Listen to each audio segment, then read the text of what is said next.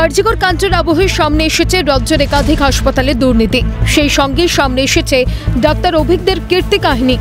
অভিযোগ, Bardhaman medical college হাসপাতালের রন্ধ্রে রন্ধ্রে রয়েছে থ্রেট কালচারের প্রভাব।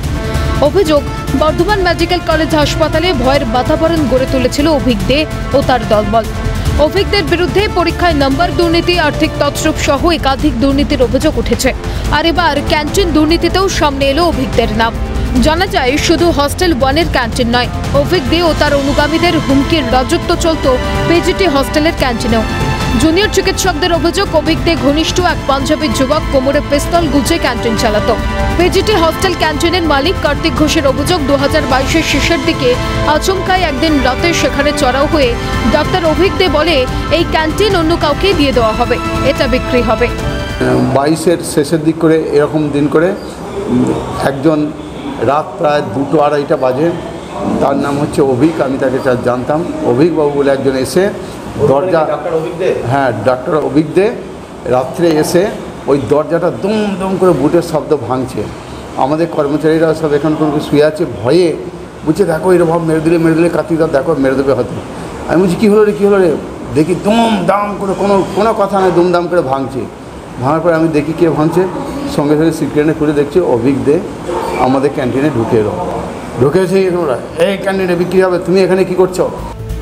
ক্যান্টিন মালিক বলেন, আমি ওকে প্রশ্ন করি, এটা তো সরকারি জায়গা, আপনারা কি করে বিক্রি করতে পারেন? এর জবাবে অভিজ্ঞ আমাকে বলে, আমি যা খুশি করতে পারে, তুমি এর মধ্যে কথা বলবে না। ক্যান্টিন মালিকের দাবি, এ বিষয়ে কর্তৃপক্ষকে জানিয়েও কোনো ফল হয়নি। আমি 2-1জনকে জানালাম, আমাদের মানে কি বলবো, আমাদের হোস্টেলের সব যে ছেলেদের জুনিয়র ডাক্তারদের সব জানালাম, কিন্তু ওরাও এমন আতঙ্কিত, ওরাও ভয়ে ওদের নিজেদের পাস করতে পারবে না, এইগুলো নানা রকম ব্যাপার নিয়ে ওরাও দেখুন চুপচাপ হয়ে গেছে। ওদের মনে একটা জাগলো যে দেখো কিছু করতে পারি, মানে কেউ সারা শব্দ দিল না। এমনকি আমি অন্যদিকেও সব লেভেলে গেলাম, প্রত্যেক লেভেলে বললো না, ওর বিরুদ্ধে আর কেউ কিছু বলতে পারলো না। তার আরও দাবি, পরে ক্যান্টিনের একটা অংশ মোটা টাকার বিনিময়ে এক পাঞ্জাবি পরিবারকে দেয় অভিজ্ঞ।